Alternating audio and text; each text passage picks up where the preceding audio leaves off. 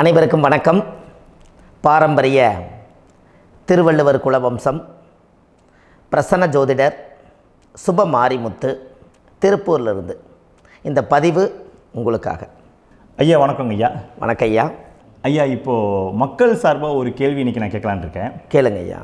ஐயா அதாவது இந்த ஜாதகத்தில் முடக்கு இருக்கு, ஜாதகத்தையும் முடக்கிருச்சு, கண்டிப்பாக அதனால் வாழ்க்கையில் நிறைய பிரச்சனைகள் அப்படின்னு சொல்லி நிறைய பேர் கேட்குறாங்க. கண்டிப்பாங்க ஐயா. இந்த முடக்குங்கிறது என்னங்க ஐயா? அதற்கும் கர்மாவுக்கு ஏதாவது சம்மந்தம் இருக்காங்க ஐயா? ரொம்ப பற்றி சொன்னீங்கன்னா ரொம்ப உதவியாக இருக்குங்க. நல்ல கேள்விங்க ஐயா. இந்த கர்மாவே முதல் எங்கேருந்து வருது அப்படிங்கிறது தான் இப்போ நம்ம சொல்ல போகிறோம். இது வரைக்கும் எத்தனையோ கருத்துக்களெல்லாம் நீங்கள் இந்த உலகத்தில் கேட்டிருப்பீங்க. ஆனால் இந்த பதிவில் நீங்கள் பொறுமையோடு இந்த கருத்தை ஒரு இனிமையோடு நிதானமாக கேட்டிங்கன்னா உங்களுடைய ஊழ்வினை கர்மா எங்கிருந்து உருவாச்சு, இதனுடைய இந்த கர்மானால் நாம் என்ன கஷ்டப்படுறோம், நாம் இந்த பூமியில் பிறக்கிறதுக்கு என்ன வரம் வாங்கி வந்தோம், நம்ம பாவ புண்ணியமெல்லாம் ஜாதக கட்டத்தில் போய் எப்படி எடுக்கிறது, நம்மளுடைய தோஷம்னு சொல்கிறோமே அந்த தோஷம் எப்படி கிரியேட் ஆகுது, நம்ம இந்த பூமியில் பிறக்கும்போது கொண்டு வந்த கர்மாவா, இல்லை கடவுளே நம்மளுக்கு ஒரு தண்டனையாக கொடுத்த கர்மாவா, இல்லை நம்ம இந்த பூமிக்கு வந்ததுக்கு அப்புறம் செய்த கர்மாவா, இது எல்லாத்தையுமே நம்ம பொறுமையாக கேட்கணும்னா கண்டிப்பாக இந்த பதிவை நீங்கள் பொறுமையோடு கேளுங்க. உங்களுக்கு இதில் ஒரு பெரிய ஒரு ரகசியம் ஒன்று அடங்கியிருக்குது. அந்த ரகசியத்தை தான் இன்றைக்கி இந்த உலகத்துக்கு அரங்கேற்றம் பண்ணுறேன்.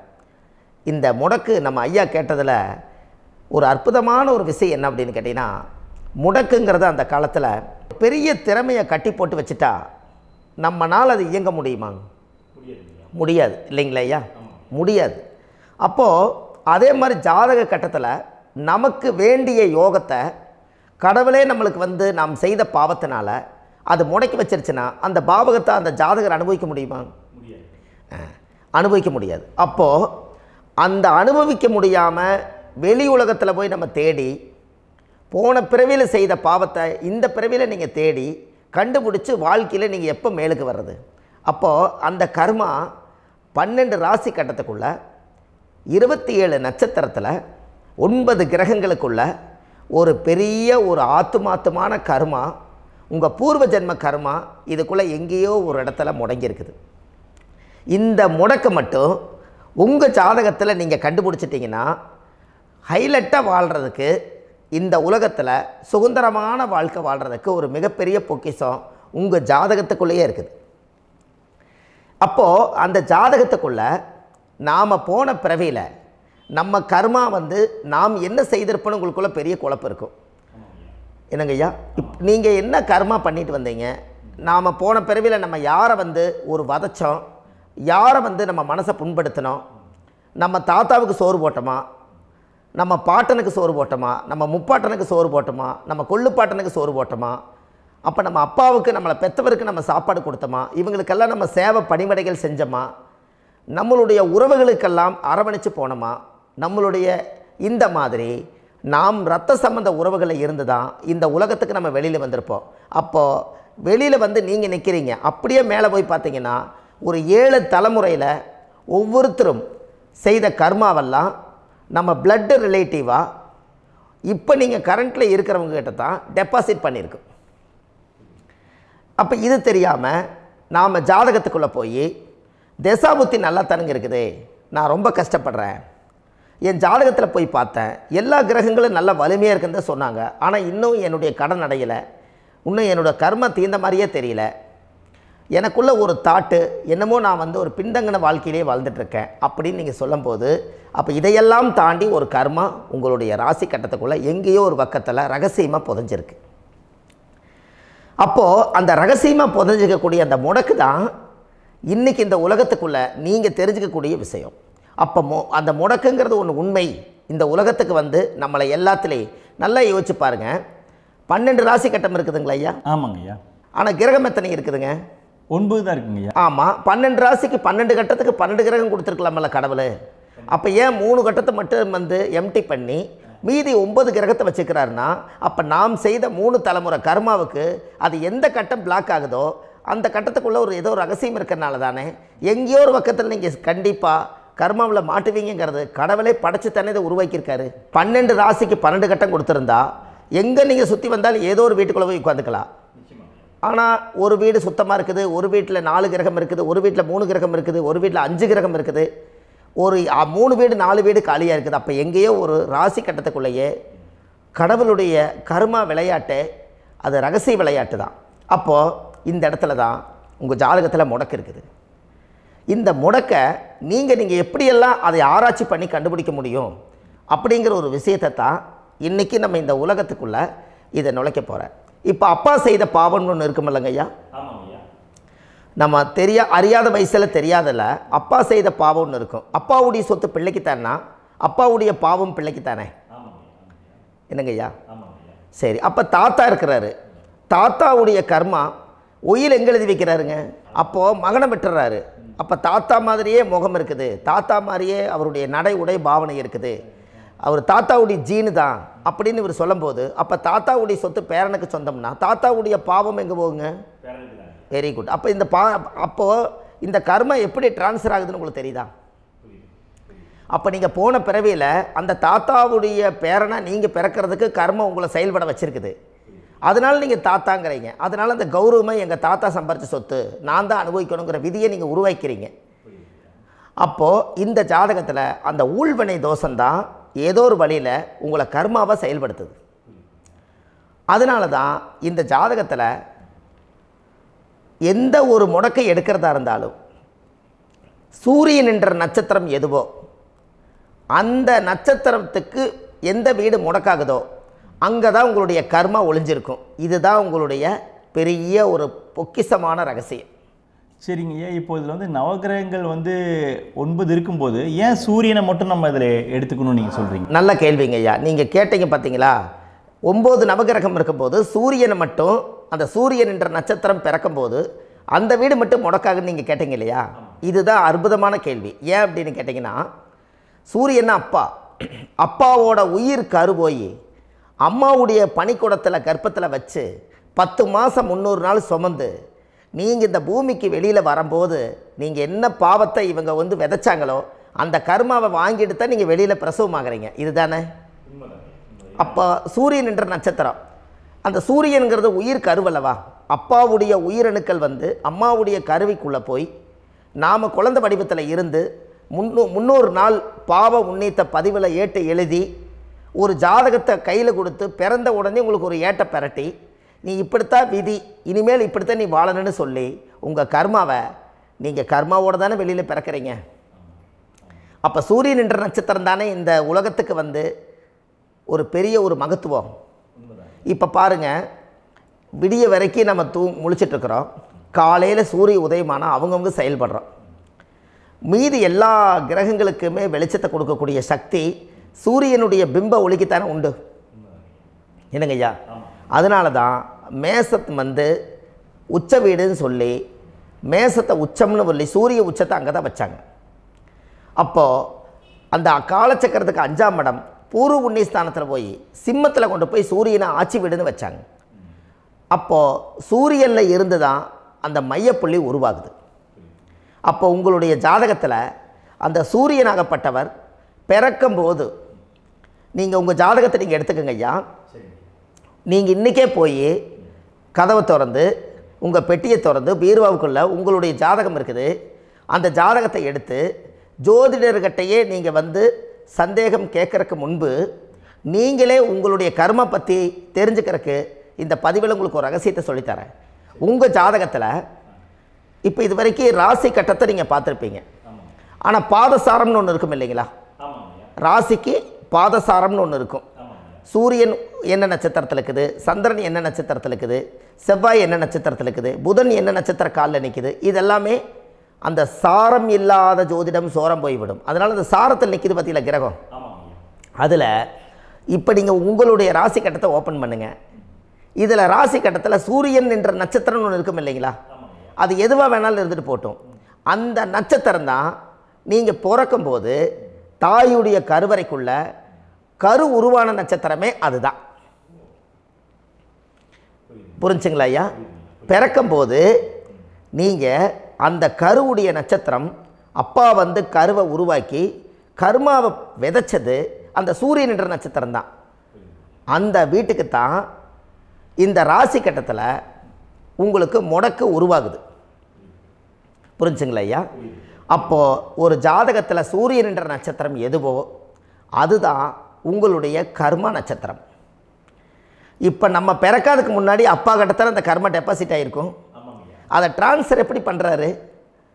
அவருக்கு ஒரு கல்யாணம் மூச்சு, அவர் குடும்ப வாழ்க்கையில் வாழ்ந்து நம்மளோட உயிர் கருவை கொண்டு போய் ஊராம் பொண்ணை கல்யாணம் பண்ணி பொண்டாட்டின்னு எடுத்துக்கொண்டு அந்த பொண்டாட்டிங்கிற உரிமையாகி இவருடைய உயிர் கரு உருவாகி வாரிசுகள் வெளியில் வருது.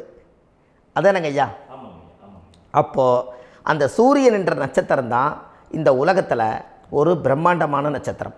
இந்த நட்சத்திரம் உங்கள் மனசுக்குள்ளே ஏதாவது இருந்துச்சுன்னா உங்கள் வீட்டில் ஏதாவது ஒரு நல்ல விஷயங்கள் நீங்கள் பண்ணுறதா இருந்தால் அந்த கர்மா நட்சத்திரம் சூரியனுடைய நட்சத்திரம் இருக்குது பார்த்தீங்களா, அந்த நட்சத்திரத்தில் எந்த ஒரு சேவைகளும் செய்யக்கூடாது.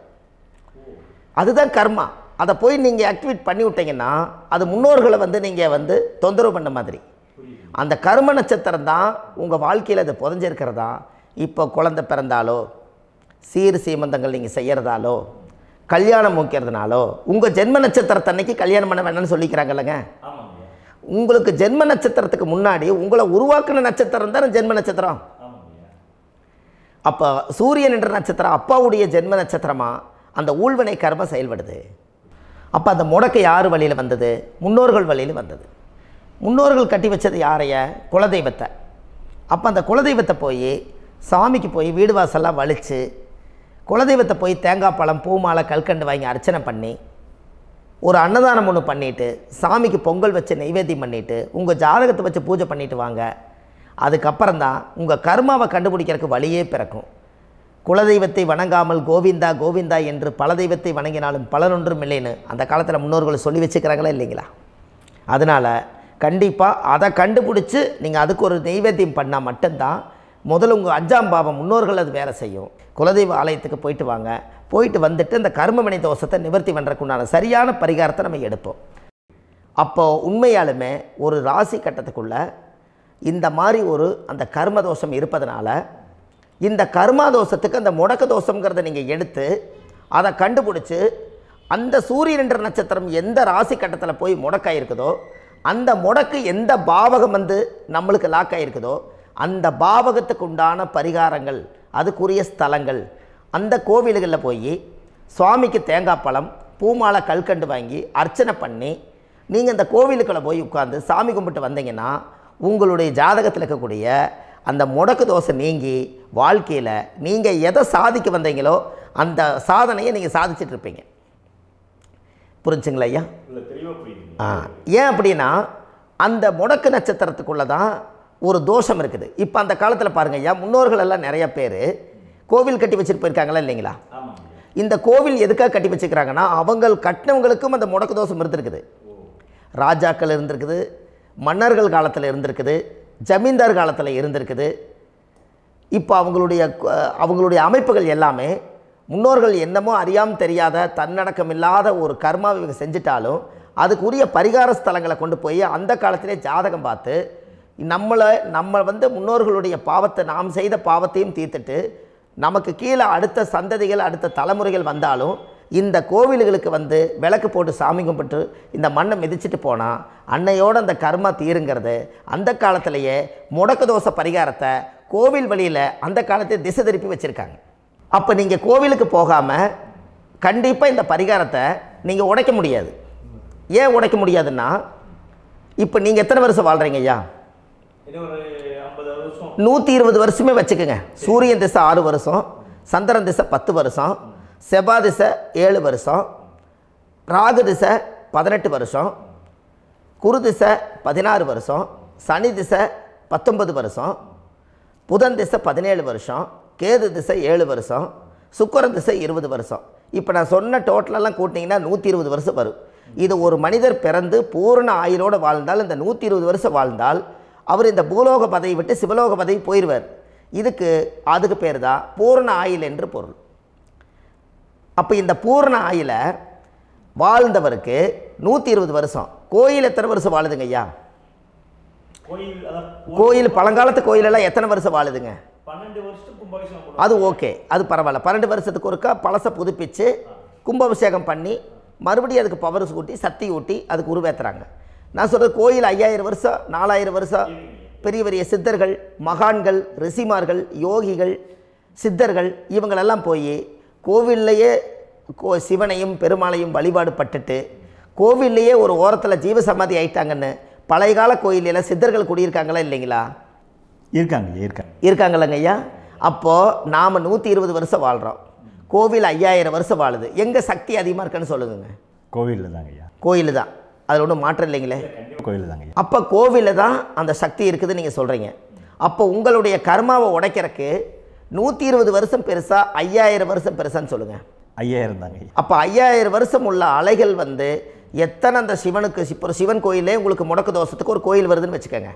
அந்த கோவிலில் எத்தனை முடக்குகளுக்கு உண்டான கோவில்கள், எத்தனை பழங்களை ஊற்றி சாமிக்கு அபிஷேகம் பண்ணியிருப்பாங்க, எத்தனை பால் கூட ஊற்றிருப்பாங்க, பன்னீர், தேன், இளநீ, மஞ்சள் நீர், திருமஞ்சனம், அபிஷேகம், பொங்கல், நைவேத்தியம் இத்தனையும் செஞ்சு அந்த சிவனை வந்து சிவனாக பார்த்து அந்த கருவறைக்குள்ள ஒரு கிராணங்கள் வரும்போதும் கூட பாதுகாப்பு பண்ணி வச்சு நல்ல சக்தியோடு அந்த கருவறையை புத்தியோடு அவங்க வேலை செஞ்சு அந்த காலத்தில் வச்சுருக்காங்களா இல்லைங்களா? அப்போது நம்ம வீட்டை அவ்வளோ சுத்தமாக வச்சுருக்க முடியுமா? என்ன தான் வாஸ்து இருந்தாலும் முடியாது இல்லைங்களா? அப்போது அவ்வளவு ஒரு பவர்ஃபுல்லான கோவில் அந்த முடக்கு தோஷத்துக்குள்ளே ரகசியமாக அந்த கோயில் அடங்கியிருக்குது. உங்கள் ஜாதகத்துக்குள்ள உண்மையாலுமே ஊழ்வினை கோயில், கர்மவினை கோயில் அதுக்குள்ளே இருக்குது. அந்த ஜாதகத்தை கணிச்சு பார்த்தா கரெக்டாக உங்களுடைய ஜாதகத்தில் அப்பாவுடைய கருவறையிலேருந்து உயிர் உருவாகிற நேரத்தில் இருந்து இப்போ வரைக்கும் நீங்கள் கரண்ட்டில் வாழ வரைக்கும் அந்த கர்ம கூட வர்றத ஒரே ஒரு இடத்துல போனால் மட்டும்தான் விட்டுட்டு வர முடியும். அது எந்த வீடு அப்படின்னு கேட்டால் உங்களுக்கு வந்து அப்பாவுடைய கர்மா வழியில் போய் அந்த கோவில் பழையகால கோயில், பழையகால தெய்வங்கள், அந்த கோவில் தான் உங்கள் ஜாதகத்துக்குள்ள ரகசியமாக இருக்கும். அது ஏன் இந்த பதிவில் உங்களால் சொல்ல முடியாது அப்படின்னா, இந்த பதிவில் ஏன் உங்க சொல்ல முடியாதுன்னா உங்கள் ஜாதகம் தெரியாமல் என்ன கோயிலை நீங்கள் சொல்லுவீங்க? இப்போ பொதுவாக ஒரு நட்சத்திரத்துக்கு ஏதோ ஒரு கோவிலை அவங்க சொல்லி நீங்கள் போயிட்டு வரீங்கன்னு வச்சுக்கோங்க. ஆனால் அது வேலை செய்யலைன்னா நம்மளுக்கு என்னங்க இவ்வளோ கஷ்டப்பட்டு போய் அதை பலனடையிலேன்னு கேள்வி கேட்டக்கூடாது. உங்கள் ஜாதகத்தை நீங்கள் கொண்டாங்க, உங்கள் டேட் ஆஃப் பர்த் டயத்தை போட்டு ஜாதகத்தை கணிச்சு நீங்கள் சூரியன்ன்ற நட்சத்திரத்துக்கு உங்களுடைய கர்மவினை கோவில் யார், உங்களுடைய முடக்கு யார், ஊழ்வினை தோஷத்துக்கு உண்டானவர் யார், தாய் வழி கர்மா யார், தந்தை வழி கர்மா எது, நீங்கள் பிறக்கும்போது வந்த கர்மா என்ன, இது எல்லாம் கணிக்காமல் பொதுவாக ஒரு கோயிலில் போய் நீங்கள் பாட்டுக்கு சாமி கும்பிட்டு வந்தால் பலன் எப்படி கிடைக்கும்? கண்டிப்பாக கிடைக்காது ஐயா. என்னங்க ஐயா? அது தெரிஞ்சு பண்ணாதான் சரியா? ஒரு டாக்டர்கிட்ட போகிறீங்க, என்னை அப்படியே ஸ்கேன் பண்ணி ஒரே ஒரு மாத்திரை கொடுங்கன்னு கேட்டால் டாக்டர் கொடுப்பாருங்களா? அவர் என்ன பிரச்சனை இருக்குதோ அதை முதல்ல கண்டுபிடிச்சி ஸ்கேன் பண்ணி பார்த்து ரிப்போர்ட் எடுத்து அது மூலியமாக தான் கொஞ்சம் எடுத்து ஐயா உங்களுக்கு இந்த பிரச்சனை, இதுக்கு தீர்வுக்கு இதுக்கு உண்டான மெடிசன், இது இப்படித்தான் சாப்பிடணும்னு அது முறையாக சொல்லி அந்த உயிர் வாழ வைக்கிறாரு டாக்டர். அவர் ஒரு தெய்வ வடிவத்தில். கரெக்டுங்களா ஐயா? அப்போ உங்களோட கர்மா எங்கே செயல்படுது அப்படின்னா இந்த முடக்க நீங்கள் இந்த பதிவில் தெரிஞ்சுக்கங்க. அதுக்குரிய நட்சத்திரம் என்னன்னு தெரிஞ்சு வச்சுங்க. உங்கள் ஜாதகத்தில் சூரியன்ற நட்சத்திரத்தை எடுத்துக்கங்க. அந்த வீட்டுக்கு முடக்க இந்த பதிவில் எந்த வீடு லாக் ஆகிருக்குதுங்கிறத நான் உங்களுக்கு இந்த வீட்டில் சொல்கிறேன். அந்த வீட்டு நீங்கள் பாருங்கள், உங்களுடைய லக்கணத்துக்கு அது எந்த வீடு. இப்போ லக்கணத்துக்கு ஒரு 7வது வீடுன்னே வச்சுக்கோங்க. அப்போ லக்கணத்துக்கு 7வது வீடே முடக்கு. அப்படி ஒரு முடக்கு ஆகிப்போச்சுன்னா ஒரு ஜாதகத்தில் லக்கணம் தான் 1, 7ஆம் இடம்ங்கிறது மனைவி ஸ்தானம். ஒரு ஆணுடைய ஜாதகத்துக்கு 7ஆம் இடம் தான் மனைவி. அவருக்கு நல்ல மனைவி அமையாமல் ஆடம்பரம் இருந்தும் வீடு அரண்மனை மாதிரி இருந்தும் அந்த மனைவியை ஒரு சந்தோஷமாக அவர் அனுபவிக்க முடியாது. புரிஞ்சுங்களா ஐயா? சந்தோஷமாக அனுபவிக்க முடியாது. ஏன் அப்படி? 7ஆம் இடத்துல தான் அவரோட கர்மா உட்கார்ந்துருக்குது. கரெக்டாக சொன்னீங்க. 7ஆம் இடத்துல தான் அந்த கர்மா உட்கார்ந்துருக்குது. அப்போ அந்த 7ஆம் இடத்துல இருக்கக்கூடிய அந்த கர்மா போன பிறவியில் நீ மனைவிக்கு சோறு போடாமல் மனைவியை கட்டி வச்சு அடிக்கிறதும், மனைவியை துன்புறுத்துறதும், அந்த மனைவி இருக்கவே இன்னொரு வாழ்க்கைக்குள்ளே போகிறதும், இங்கே வாழ வேண்டிய தாம்பத்திய சந்தோஷத்தை கொண்டு போய் இன்னொரு இடத்துல கொடுக்கறதும், தெரிஞ்சிருந்தே நம்மளுடைய மனசுக்குள்ளே திருடுத்தனமாக வாழ்கிறதும், இது எல்லா கர்மாவும் போன பிறவியில் நாம் செய்த ஊழ்வினை கர்மா தான் உங்கள் ஜாதகத்தில் 7ஆம் இடம் முடக்கு. அப்போ அந்த 7ஆம் இடம் முடக்காக இருந்துச்சுன்னா கண்டிப்பாக உங்கள் ஜாதகத்தில் நீங்கள் என்ன அனுபவிச்சிட முடியும்? நல்ல நண்பர்கள் கிடைக்க மாட்டாங்க, நல்ல ஒரு பார்ட்னர்ஷிப் அமையாது, நல்ல ஒரு நட்பு வட்டங்களில் எதையும் அனுபவிக்க விடாது, ஒரு அங்கீகாரமான உறவுகளில் போய் நம்ம ஸ்ட்ராங்காக நிற்க முடியாது. 7ஆம் இடம் என்பது தாம்பத்திய வாழ்க்கை, பூர்த்தி இல்லாத வாழ்க்கையாக இருக்கும். இப்படியெல்லாம் அந்த ஜாதகத்தில் ஒரு பொதுவாக ஒரு ஜாதகத்தில் 7ஆம் பாவம் முடக்காயிட்டால் இந்த கர்மாவை அவர் அனுபவிச்சுக்கிட்டே இருப்பார். இது எப்போத்தான் அதுக்கு ஒரு தீர்வு வேணுங்க ஐயா? அந்த கோயில் எதுன்னு நீங்கள் கரெக்டாக சொன்னீங்க. இப்போ இது மனிதனால் செயல்படுது. மனிதர்கள் தான் கோயிலை கட்டி வச்சாங்க. தெய்வத்தை விட ஒரு காலத்தில் மனிதர்களுக்கு மகிமை ஜாஸ்தி. ஏன்னா சாதாரண ஒரு மண் பூமியாக இருந்த இடத்த மனிதர்கள் தான் கோயில் கட்டி ஒரு மகிமைப்படுத்தி புண்ணியம் பண்ணி வச்சாங்க. மனிதர்களுக்கு சக்தி அதிகம்தான், ஆனால் பிரபஞ்சத்துக்கு அதை விட சக்தி அதிகமல்லவா? ஐயா, நீங்கள் கோவிலுக்கு போய் அந்த கர்மா உடைக்கிறதுக்கு கோவிலில் சக்தி இருக்குது, ரைட்டு. ஆனால் நம்ம வீட்டுக்கும் கோயிலுக்கும் ஒரு மிகப்பெரிய தொடர்பு என்னென்னா, அந்த கோயில் கட்டுறவங்க எல்லாமே பழைய காலத்து கோயிலெல்லாம் பாருங்கள், பஞ்சபூதத்தை வச்சு கட்டியிருப்பாங்க. பஞ்சபூதத்தை வச்சு தான் கட்டுவாங்க கோயில். அது உங்களுக்கு தெரியணும் இல்லைங்களா?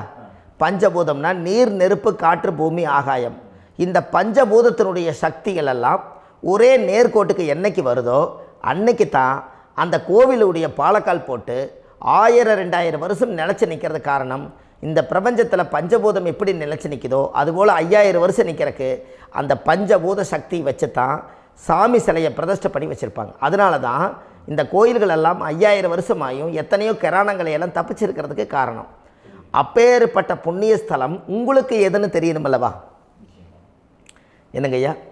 அப்பேற்பட்ட புண்ணிய ஸ்தலம் உங்களுக்கு எதுன்னு தெரிஞ்சால் தானே நீங்கள் போய் செய்ய முடியும், இல்லாட்டி கண்டிப்பாக தெரியாது. அப்போ இந்த முடக்கு தோஷத்தை கடவுள்கிட்ட கொண்டு போய் ஒப்படைக்கணும். நாம் பிறக்கும் போது கொண்டு வந்த கர்மாவை நாம் இருக்கும் காலத்தில் கொண்டு போய் இந்த கர்மாவை சுத்தப்படுத்தி, நீங்கள் பாவ ஆத்மாவை இந்த பூமியில் பிறந்து பூலோகத்தில் எல்லா புண்ணியத்தையும் செஞ்சுட்டு இந்த பூலோகத்தை விட்டு நீங்கள் போகும்போது புனித ஆத்மாவாக போகணுன்னா உங்கள் கர்மாவை கொண்டுட்டு போகாதீங்க, கர்மாவை நிவர்த்தி செய்யுங்க.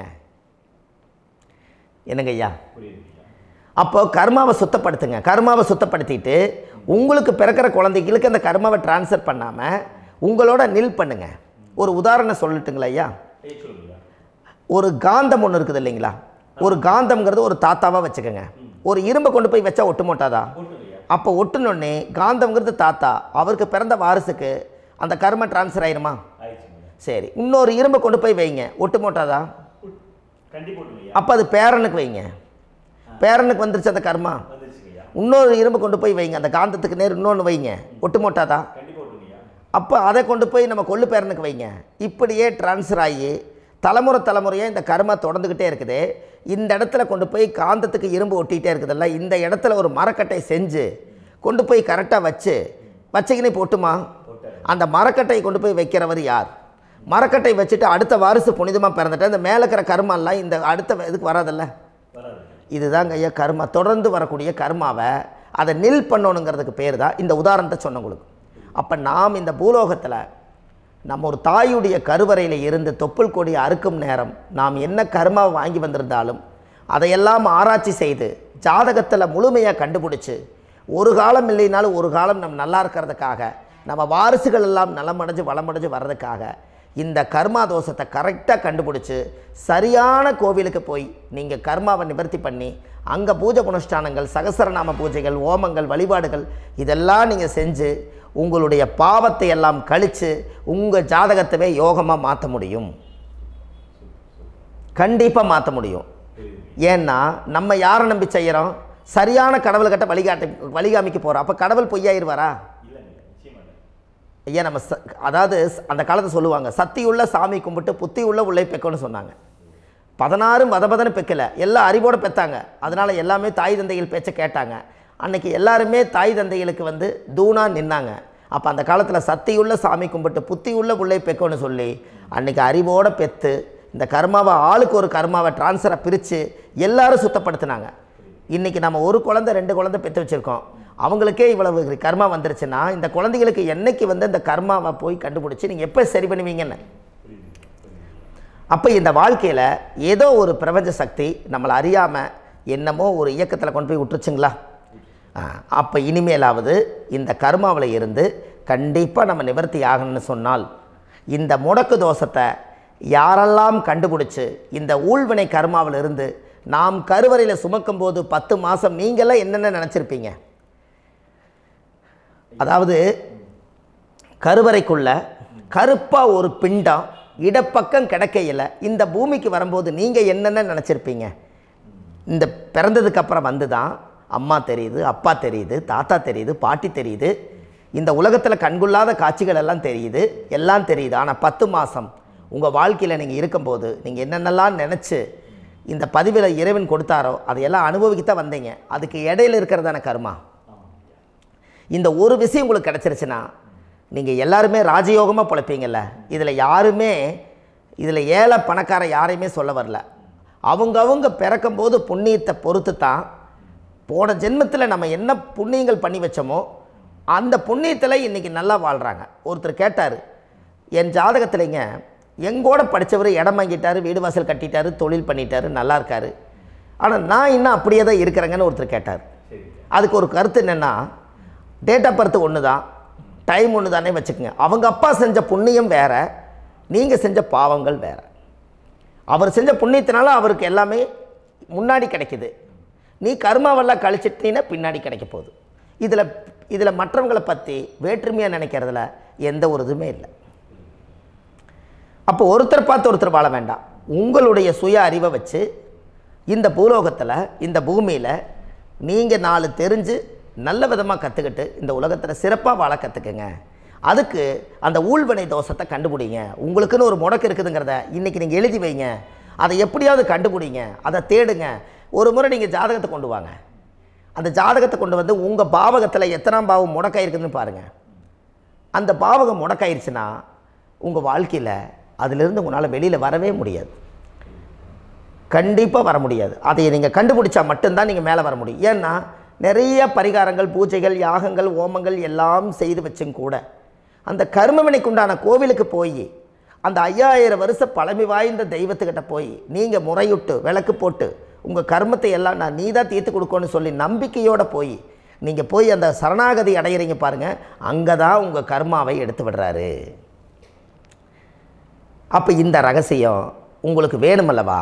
அப்போ உங்கள் ஜாதகத்தில் எங்கே முடங்கி இருக்குது, அதுக்குரிய கோவில்கள் எல்லாம் என்ன, அதுக்கு தான பரிகாரம் என்ன, அதுக்கு நீர் பரிகாரம் என்ன, யாத்திரை பரிகாரங்கள் என்ன, நீங்கள் வீட்டில் இருந்தே செயல்படுத்தக்கூடிய பரிகாரங்கள் என்ன, பரிகாரம் கோவிலுக்கு போய்த்தான் நடக்குமா, இல்லை நாம் வீட்டில் வச்சு வணங்குறதுனால நடக்குமா, நாம் செய்யக்கூடிய தர்ம பரிகாரங்கள் என்ன, தான பரிகாரங்கள் என்ன, இப்படி பல விதமாக இருக்கிறனால உங்கள் ஜாதகத்துக்கு எந்த மாதிரி பரிகாரம் கனெக்ட் ஆகுதுங்கிறது தெரியணும்.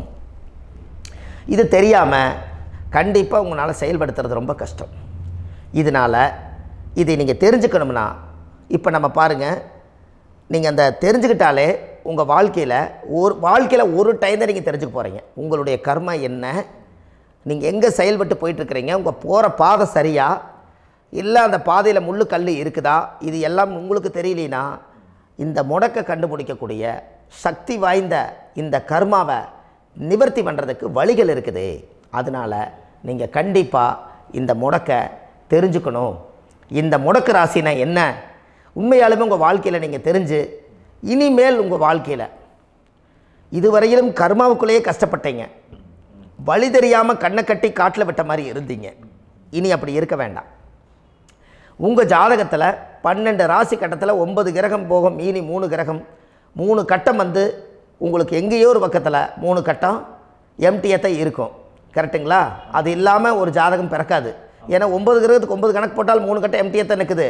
அந்த கட்டத்துக்குள்ளே எந்த நட்சத்திரத்தில், எந்த சாரத்தில், எத்தனாவது டிகிரியில், எத்தனாவது பாத சாரத்தில், எத்தனை வெகுளையில், எத்தனை செகண்டுக்குள்ளே இந்த கர்மா உள்ளே புகுந்து உங்களை செயல்படுத்துதுங்கிறத கண்டிப்பாக உங்கள் ஜாதகத்தை கொடுங்க. பார்த்து இந்த விஷயத்தை சொல்கிறேன். நீங்கள் அந்த இடத்துக்கு போய் நிவர்த்தி பண்ணிவிட்டு உங்கள் வாழ்க்கையில் கொஞ்சம் காலம் வாழ போகிறீங்க. பாருங்கள், பிறந்ததுலேருந்து 20 வருஷத்துக்குள்ளே இளமையாக வாழ்கிறீங்க, குழந்தையாக வாழ்கிறீங்க. 20லேருந்து 40 வயசுக்குள்ளே தான் உங்களுக்கு ஒரு பொண்ணை பார்த்து கல்யாணம் பண்ணி ஒரு கரு உருவாக்குறீங்க. அதுக்கப்புறம் 40லேருந்து 60க்குள்ளே குழந்தை பெற்று கடமை முடிச்சிடுறீங்க. 60 வயசுக்கு மேலே ரிட்டையர்ட் ஆகிடுறீங்க. இந்த 20க்கும் 60க்கும் இல்லாத 20லேருந்து இந்த 40 வயசுக்குள்ளே உங்களோட தேடல் என்னவோ அது வாழ வேண்டிய சுகபோகமான வாழ்க்கை எல்லாமே அந்த 40க்குள்ளே தான் இருக்குது. இந்த 40க்குள்ளே இருக்கக்கூடிய வாழ்க்கையை இந்த கர்மா தெரியாமல் காலத்தை வீணாக்க வேண்டாம். வாழ வேண்டிய வயசில் நீங்கள் வாழணும். அதுக்குரிய கர்மாவை நீங்கள் சுத்தப்படுத்துங்க. எப்படியெல்லாம் நீங்கள் சந்தோஷமாக வாழ்கிறீங்கன்னு எனக்கு ஒரு தகவல் கொடுங்க. வேறு லெவலில் நீங்கள் இருப்பீங்க. கண்டிப்பாக இந்த பதிவில் உங்களுக்கு நான் இந்த விஷயத்தை கொடுக்க போகிறேன். இந்த முடக்கு நட்சத்திரங்கள் என்ன அப்படிங்கிறத இந்த பதிவில் நீங்கள் ஒரு நோட் ஒன்று எடுத்துக்கோங்க, குறித்து வச்சுக்கோங்க. இதில் இருந்து அவங்கவுங்களுக்கு முடக்கு நட்சத்திரம் என்னங்கிறத இந்த பதிவில் நான் உங்களுக்கு கொடுக்குறேன். இந்த வீடு தான் அது முடக்குங்கிறத சொல்கிறேன். இதையெல்லாம் நீங்கள் தெரிஞ்சு உங்கள் ஜாதகத்தவே நீங்கள் முடக்கு எடுத்து கண்டிப்பாக உங்கள் வாழ்க்கையில் நீங்கள் நல்லா இருப்பீங்க. அதுக்கு ஒரு நோட் எடுத்து வச்சுக்கோங்க. இது வரைக்கும் கர்மாவை பற்றி நம்ம பேசினோம்.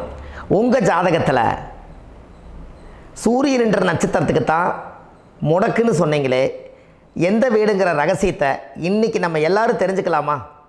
இத்தனை காலமாக நீங்கள் தெரிஞ்சுக்காத ஒரு ரகசியத்தை இன்றைக்கி உங்கள் ஜாதக கட்டத்தில் நீங்களே முடக்க கண்டுபிடிச்சி அதுக்குண்டான பலனை தேட போகிறீங்க. அந்த தேடல் தான் உங்களை கொண்டு போய் உட்கார வைக்க போகுது. ஒரு உதாரணம், உங்கள் ஜாதகத்தில் பாதசாரம் இருக்குது அல்லவா? அந்த பாதசாரத்தில் சூரியன் என்ற நட்சத்திரம், சூரியன் நின்ற நட்சத்திரம் பாதசாரத்தில் கரெக்டாக எடுங்க. சூரியன் என்ற நட்சத்திரம் மிருகசீரிஷ நட்சத்திரமாக இருந்தால் அந்த வீடு யார் வீடு முடக்குன்னு உங்களுக்கு தெரியுமா? மிதுன ராசி வீடு தான் முடக்கு. அப்போ உங்கள் லக்கணத்துக்கு அது எத்தனாவது வீடுன்னு பாருங்கள். அந்த பாவகத்தை நீங்கள் அனுபவிக்க முடியாது. இந்த முடக்கை மட்டும் நீங்கள் தெரிஞ்சுக்குங்க. இந்த பரிகாரங்கள் எல்லாமே உங்கள் ஜாதகத்தை பார்த்து உங்களுக்கு நான் பலன் எடுக்கிறேன். ஏன்னா பரிகாரம் எல்லாத்துக்கும் ஒரே மாதிரி வராது. நல்லவங்களுக்கும் ஒரே பரிகாரம், கெடுதல் பண்ணவங்களுக்கும் ஒரே பரிகாரம், முற்பிறவியில் செஞ்ச பாவங்களுக்கும் ஒரே பரிகாரம், இந்த பிறவியில் செஞ்ச பாவங்களுக்கும் ஒரே பரிகாரம் வராது. உங்கள் ஜாதகத்தில் டேட் ஆஃப் பர்த் வேறு, டைம் வேறு, பிளேஸ் வேறு. உங்களுடைய ஊரில் ஏதோ ஒரு சூரிய உதயத்தினுடைய எல்லாமே மாறும். அப்போது அதுக்குரிய சமாச்சாரங்கள் உங்களுடைய வழியில் ரகசியமாக தான் இருக்கும். அதை நம்ம கணக்கு போட்டு ஜாதகம் பார்த்து அதில் பிரசன்னப்படியும் இயற்கை பிரசன்னம் போட்டு உங்களுக்கு அந்த சோழி போட்டு பார்த்து உங்களுடைய பிரபஞ்சத்துக்கும் உங்களுக்கும் என்னென்ன கனெக்டிவிட்டி இருக்குதுன்னு பார்த்து அதிலிருந்து கண்டுபிடிச்சி பரிகாரத்தை எடுத்தால் மட்டும்தான் அதிகாரமாக வேலை செய்யும். அப்போ கண்டிப்பாக இந்த மிருகசீரிஷ நட்சத்திரம் தான் உங்களுக்கு சூரியன் என்ற நட்சத்திரம். அப்போ மிருகசீரிஷ நட்சத்திரத்துக்கு உங்கள் வாழ்க்கையில் ஒரு நல்ல ஒரு வெளிச்சம் போட்டு வாழணும்னால் மிதுன வீடு தான் முடக்கு. மிதுனம் யாரோட வீடு? அது புதனோட வீடு. புதன் யார்? மாமன் வர்க்கம். அப்போ மாமன் வர்க்கத்தில் இருந்து தான் உங்களுக்கு கர்ம வேலை செய்யுது. அப்போ அந்த மாமன் வர்க்கத்துக்கு உண்டான ஊழ்வினை தோஷத்தை நீங்கள் நிவர்த்தி பண்ணால் தானே உங்கள் ஜாதகம் நல்லா வேலை செய்யும். கண்டிப்பாக அது மாதிரி ஒரு வேலையை நம்ம செய்வோம். உங்களுக்கு நான் அந்த பரிகாரங்களை எல்லாம் உங்களுக்கு நான் எடுத்து கொடுக்குறேன். மிருகசீரிஷ நட்சத்திரத்தில் இது வரைக்கும் நீங்கள் பார்த்தீங்க. அடுத்த பதிவில் திருவாதிரை நட்சத்திரத்தை பற்றி நம்ம பார்க்க போகிறோம். நம்ம ஆன்லைன்லேயே ஜாதகம் பார்க்குறோம். உங்கள் date of birth, time, place கொடுத்தீங்கன்னா போதும். உங்களுக்கு ஜாதகத்தை கணிச்சு ஃபோன்லேயே உங்களுக்கு கர்ம ராசி கண்டுபிடிச்சி உங்களுக்கு உண்டான கர்ம பரிகாரத்தை சொல்லி உங்கள் வாழ்க்கையில் ஒரு வெளிச்சத்தை கொண்டு வர்றதுக்கு என்றைக்கும் உங்களுக்கு உறுதுணையாக இருப்பேன். நீங்கள் கண்டிப்பாக இந்த பதிவுகள் எல்லாம் இது உங்களுக்காகத்தான். இது அதிகாலை நேரத்தில் பிரம்ம முகூர்த்தத்தில் இந்த பதிவை உங்களுக்கு முழுமையாக சமர்ப்பணம் பண்ணுறேன். இதை கற்று இதை வழி நடத்தி இதைய எப்படியெல்லாம் இந்த முடக்கை கண்டுபிடிச்சி இப்படியெல்லாம் பேச வச்சு அழகு பார்க்க நம்ம முன்னோர்களுடைய ஆசீர்வாதமும் இந்த முடக்கை கண்டுபிடிச்ச குருமார்களும் அவங்களுடைய குடும்ப பாரம்பரிய வம்சாவளிகளும் எல்லாருமே நல்லா இருக்கணும். அதுக்காக இந்த நேரத்தில் நான் அடியேன் சுப மாரிமுத்தாக இருந்து திருப்பூர்லேருந்து இந்த பதிவை உங்களுக்கு நான் கொடுக்குறேன். கண்டிப்பாக இந்த முடக்கு கோயிலுக்கு, இந்த முடக்கு தோஷத்துக்கு உண்மையான பரிகாரங்கள், எளிமையான பரிகாரங்கள் நீங்களே வாழ்க்கையில் செஞ்சு ஆதிகால பரிகாரங்கள் உங்கள் மனசுக்குள்ளே இருக்குது. அதை செயல்படுத்தினா மட்டும் போதும். வாழ்க்கை எங்கேயோ போயிடும். கண்டிப்பாக ஒரு முறை உங்கள் ஜாதகத்தை அனுப்பி வைங்க. உங்களுக்கு நான் பார்த்து பலன் சொல்கிறேன். இன்றைக்கி நான் கொடுத்த பதிவுகள் எல்லாம் உங்களுக்கு ரொம்ப பயனுள்ளதாக இருந்திருக்கும். உங்களுக்கு இது வரைக்கும் எத்தனையோ கர்ம வினைகளை பற்றி தெரியாமல் இருந்திருப்பீங்க. இந்த பதிவில் நிறைய கேட்டு தெரிஞ்சுக்கிட்டீங்க. இதெல்லாம் வாழ்க்கையில் ரொம்ப முக்கியமான பரிகாரங்கள், எளிமையான பரிகாரங்கள். நேராக நீங்கள் கடவுளை தான் கெட்டியாக பிடிக்க போகிறீங்க. அந்த பரிகாரங்கள் எல்லாம் செஞ்சு அதிகாரமாக வாழ்ந்து இந்த பூலோகத்தில் நல்ல சிறப்பாக வாழ்கிறதுக்கு இந்த பரிகாரம் உங்களுக்கு ரொம்ப யூஸ்ஃபுல்லாக இருக்கும். கண்டிப்பாக இந்த பதிவை செய்யுங்க. நம்ம பாரம்பரிய திருவள்ளுவர் குல வம்சம், பிரசன்ன ஜோதிடர் சுப மாரிமுத்து, திருப்பூரில் இருக்கேன். 30 ஆண்டு காலமாக நம்ம ஜோதிடம் பார்த்து கொண்டு இருக்கிறோம். இவ்வளவு காலமாக எத்தனையோ ஆயிரக்கணக்கான மக்களுக்கு நம்ம ஜோதிடம் பார்த்து வழிகாட்டி நிறைய மக்களுக்கு நிறைய சேவைகள் செஞ்சுருக்கேன். நிறைய கோயில் கட்டி வச்சுருக்கேன், கும்பாபிஷேகங்கள் பண்ணி வச்சுருக்கேன், அன்னதானங்கள் நிறையா பண்ணி வச்சுருக்கேன், புண்ணிய யாத்திரைகள் நிறைய போய் வந்திருக்கேன். மக்களுக்காகவே நான் உங்களுக்கு உழைக்க தயாராக இருக்கேன். இந்த ஜோதிடம் வந்து என்னுடைய ஒரு பாரம்பரியமாக என்னுடைய அப்பா தாத்தா முன்னோர்கள் இதெல்லாம் எங்களுடைய குலத்தொழில் இது. அதனால் நாங்கள் பாரம்பரியமாக திருவள்ளுவர் குல வம்சம். வள்ளுவர் வாக்குன்னு யூடியூப் சேனலில் போனீங்கன்னா 1000 பரிகாரங்கள் கொடுத்துருக்கேன். அதுவும் உங்களுக்கு ரொம்ப யூஸ்ஃபுல்லாக இருக்கும். வள்ளுவர் வாக்கு அப்படின்னு போடுங்க. அப்படி இல்லைன்னா சுப மாரிமுத்துன்னு போடுங்க. இதில் பரிகாரங்கள் நிறையா கொடுத்துருப்பேன்.